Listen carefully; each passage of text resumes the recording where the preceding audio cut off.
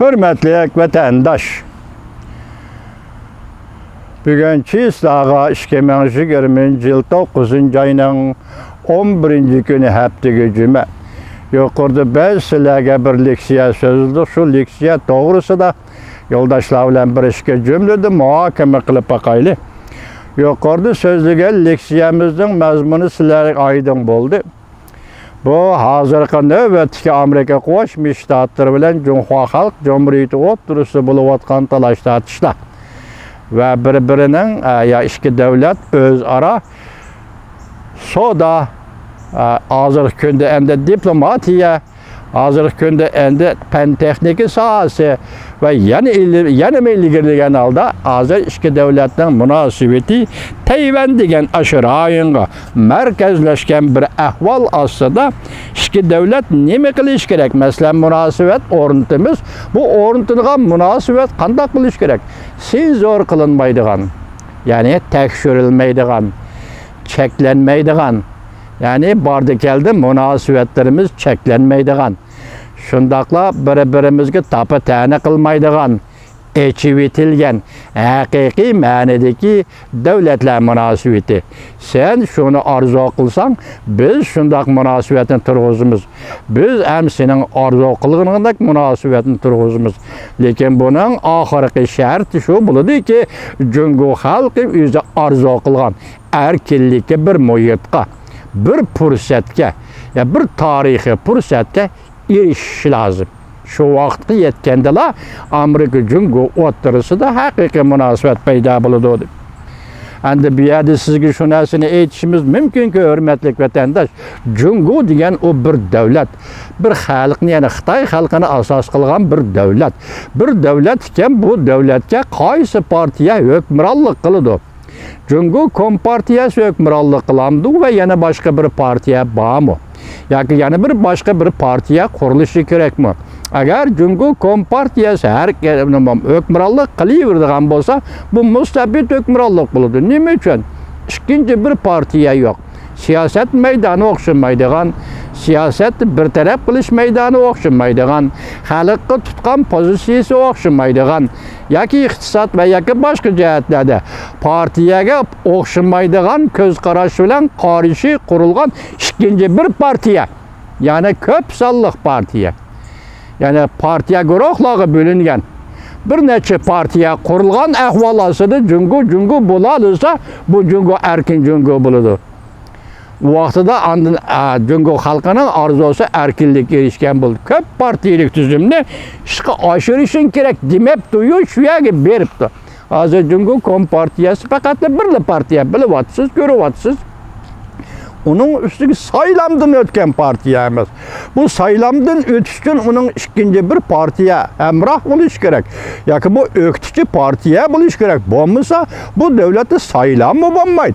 Demek saylam mı bo'lmaydi degan gap sepi o'zidan mustabidizmlik devlet, overil şekillik mustabidizmlik cemiyet, yoki aynı vaqtga Kreml imperiya şekillik mustamlikcha imperiya bo'lib qolaveradi.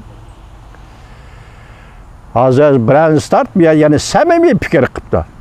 Samimiy fikr qilib Jungo xalqi buni topshiradi. Amerikaning navbatdagi maqsadini, Amerika xalqining maqsadini Jungo xalqi uqtiray desa, shuni rim-rimo e'lon qilmagan gap.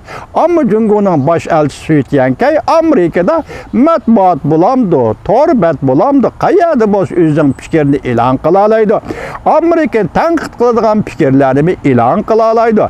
Bu yerda bir solishtirma demokratik Amerika Qo'shma Shtatlari bilan mustabid Jungo o'rtasidagi solishtirma vatandosh. Hozir Brian Startning maqolasi rad qilindi. Bu munosabat bilan Amerika Qo'shma Shtatlarining davlat mahkamasining davlat ishlar kotibi Mike Pompeo qattiq g'azab kelib bir parcha bayonot e'lon qildi. Bu bayonotning mazmuni yuqorida ko'rib o'tdik vatandoshlar. Endi biz chekinib o'ltirib, shuning munosabatlar kelayotgan yana bir boshqa vaziyatlar to'xtaydi. Boshda aytdik, Amerika Qo'shma Shtatlari davlat mahkamasining 2-darajalik yoki 3-darajalik davlat ishlar kotibi Yakında 9. ayının 17. gündür 9. ayının 19. günü Tayvan'ı ziyaret kıldı. Endi bu ziyaret Amerika-Cungu münasebetiga qanday ta'sir ko'rsatdi? Biz o'tganda sizga leksiyada 2 kundan bir davomli qoldi. Hindiston-Cungu chegarasi so'zlashib keldik. Tunigillati yoki 10 kuni Junguning ministri Wang Yi Moskvada hozir bo'ldi. Moskvada Shanxay hamkorlik tashkilotining yig'inida hozir bo'ldi. Hindistonning tashqi ishlar ministri bilan ko'rishdi. Görüşüp ular Wang Yi şundak aytdi ki biz hazır 5 noktada bir ortak fikirge keldik dedi. Bu ortak fikir 5 noktadaki ortak fikirni ata Xudo xolisi vatandaşlarga topshiramiz. Lekin men müşaga chiqishdan avval sizlarga davomli so'zlab kelayotgan bizga tanish Jungolog obzorchi, ya'ni demokrat obzorchi Jan Sinje apandi Jungu Hindistan'da yenildi dedi. Onun közü tutkunu nime kirip anlayma vatandaş, Jungu Hindistan'da yenildi dedi. Yenilgenlik için Jungu bu katım ak bayrak çıkarıp Hindistan'a teslim oldu mu ya ki nime? Sen oturdu imzalagan ya ki sen ortak tunuşlu gelgen 5 nokta nime? 9. ayının 4. günü Hindistan'ın Devlet Müdafiə Ministeri bilen Jungu'nun Devlet Müdafiə Ministeri Wei Fenghe Moskvada söhbetleşti. Söhbet bozuldu.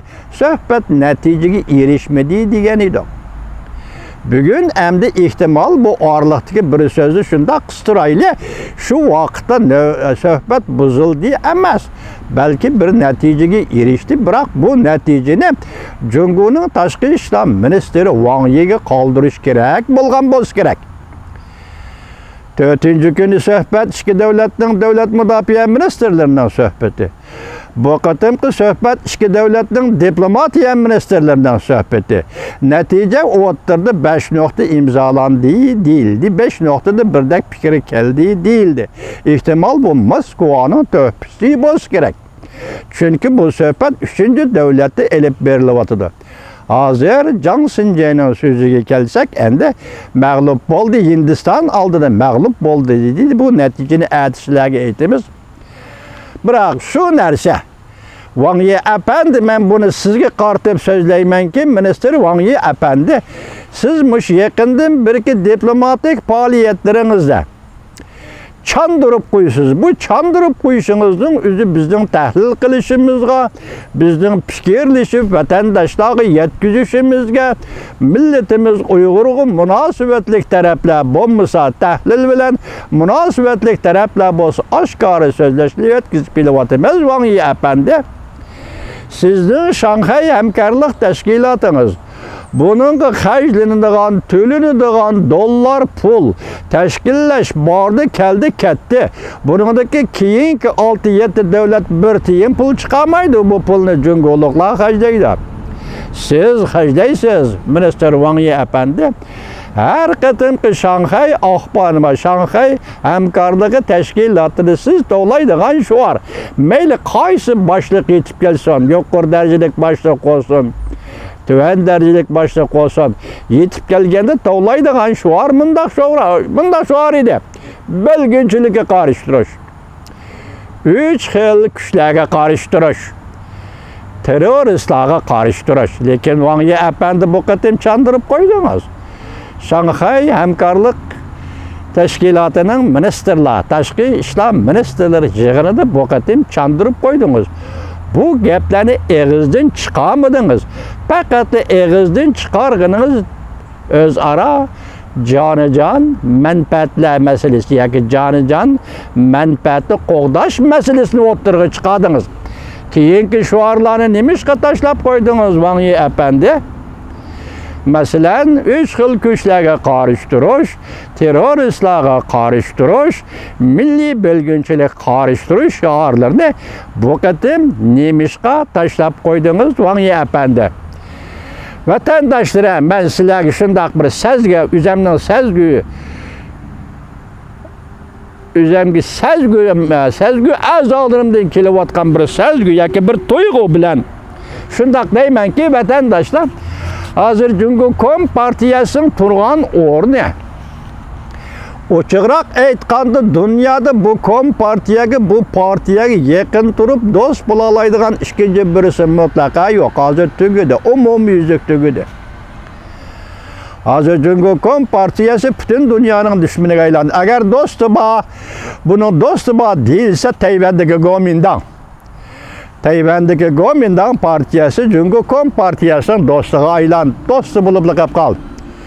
Hazır yana bir noktadan siz aceplenmeyin. Hindistan çevresi şundak ciddileşti. Yani neymiş ki tuyuksuzdu bu 5 noktalık gelişim gelip kaldı diyen noktada siz başka aldım ama şu nesini düşünüverin ki nöbette Cüngü Kompartiyasının mesele peyda kılış, mesele teriş, afet peyda kılış, hukukumu yok.